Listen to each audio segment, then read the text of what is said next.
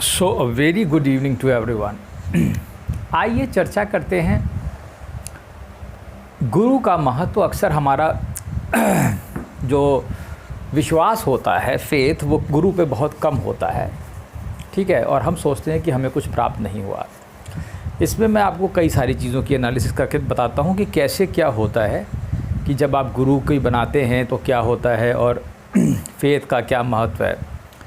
इससे पहले कि मैं तुम्हें इस बात को बताऊं, एक कहानी सुनो जो मैंने हाइपोथेटिकल कहानी जो मैंने खुद बनाई है।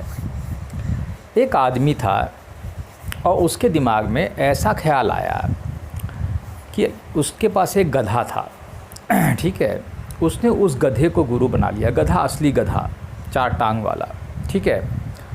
और उसके दिमाग में कुछ ऐसा बैठ गया कि ये गधा ही मेरा मतलब मुझे ज्ञान दे सकता है, भगवत ज्ञान, ठीक है। वो दिन रात उस गधे की सेवा करे और गधे का चिंतन करे और उसे पूरी फेथ था, उसको आस्था थी कि गधा ही उसका कल्याण करेगा, मेरा कल्याण कर सकता है।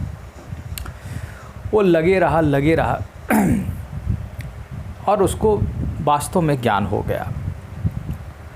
अब तुम कहोगे ये तो कहानी झूठी है, ऐसा कभी हो नहीं सकता कि कोई गधा किसी को ज्ञान दे दे आदमी को। ये हो सकता है, ये ऐसे हो सकता है। पहली बात तो जो आदमी गधे को गुरु मान लेगा उसका हृदय बिल्कुल ही गधा होगा वो, ठीक है।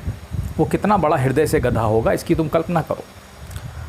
अब जब उसने उस गधे को अपना गुरु बना लिया, ठीक है, और जब परमेश्वर ने देखा उसको कि वो गधे की ही भक्ति कर रहा है, ठीक है, और वो गधे में ही मतलब गधे से उम्मीद लगा के बैठा है, तो ऐसा नहीं है कि परमेश्वर को बेवकूफ़ पसंद नहीं है। परमेश्वर को बेवकूफ़ बहुत पसंद है। अगर कोई आदमी 20 साल तक गधे की ही सेवा करेगा तो it's a very natural thing कि वो गधा भी उसको फल देगा, क्योंकि परमेश्वर देखता है कि वास्तव में ये भी एक गधे को पूज रहा है और एक गधे से इसको ज्ञान हो सकता है, ठीक है।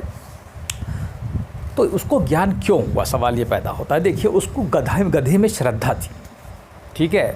गधे में उसको आस्था थी और श्रद्धा थी कि गधा कर सकता है, उसका ऐसा विश्वास था और उसका दृढ़ विश्वास ही उसको पार ले गया। और उसका दिमाग जो कि और उसका हृदय जो कि इतना निर्मल रहा होगा कि गधे को उसने गुरु बनाया, ठीक है। तो तुम यही गलती करते हो। तुम किसी बड़े गुरु के पास जाते हो, वो बैठे होते हैं, वो ऐसे करते हैं, या वो बाद में कभी टीवी में खबर आती है कि उन गुरु ने ऐसा कर दिया, तो तुम्हें बड़ा चोट लगती है, अरे मैंने इनको गुरु माना था, इन्होंने ऐसा कर दिया। तुम तिल बिलाने लगते हो। देखो, दोनों तरफ से फ़ायदा है। पहली बात तो तुम किसी को आस्था रखते ही नहीं हो, मैं तुम्हें सही कह दूँ। तुम जाओगे तो पहले तुम उस आदमी को टेस्ट करोगे 100 बार, ठीक है।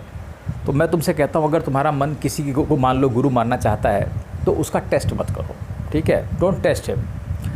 तुम जाओ, अगर तुम्हारे माइंड में ड्यूअलिटी है कि ये सही आदमी है कि नहीं है तो उसे गुरु मत बनाओ। तो मत झंझट में फंसो, मैं तुमसे कहता हूँ, फंसो ही मत। बेटर यही है, ठीक है। लेकिन अगर जाओ तो पूरी आस्था के साथ जाओ। हो सकता है वो तुम्हें धोखा दे दे, ठीक है। अब तुम्हारे दिल में चोट लगे और बिलबिलाओ टिलमिलाओ तुम, तो भी तुम्हारा ही फ़ायदा है, मैं तुमसे कहता हूँ। क्योंकि जब तक अंदर से नहीं हिलता है आदमी, अंदर से ज़रा टूटन नहीं पैदा होती है, तब तक वो नहीं मिलता, ठीक है। तो अगर ये इधर से भी करोगे तो भी फ़ायदे में रहोगे, उधर से भी जाएगा तो भी फ़ायदे में ही रहोगे। लेकिन हमेशा विश्वास रखो, चाहे जिस भी आदमी के पास जाओ, नहीं तो मत जाओ। अगर द्वंद्व दिमाग में है कि यार ये आदमी ठीक है कि नहीं है और इसका है, मत बनाओ, अपने हिसाब से चलो, ठीक है। तो इस तरीके से तुम्हें ज्ञान कोई भी करा सकता है, मच्छर मेढक से लेकर के इंसान तक। इंसान तो बहुत बड़ी चीज़ है, या कोई भी गुरु है, लेकिन सबसे बड़ी चीज़ है तुम्हारी खुद की श्रद्धा और आस्था, ठीक है, दूसरे आदमी पर, और तुम्हारे हृदय की निर्मलता। इन्हीं 2 चीज़ों से परमेश्वर की प्राप्ति होती है, और किसी चीज़ से परमेश्वर की प्राप्ति नहीं होती है, चाहे तुम कुछ भी कर लो। चलो, थैंक यू।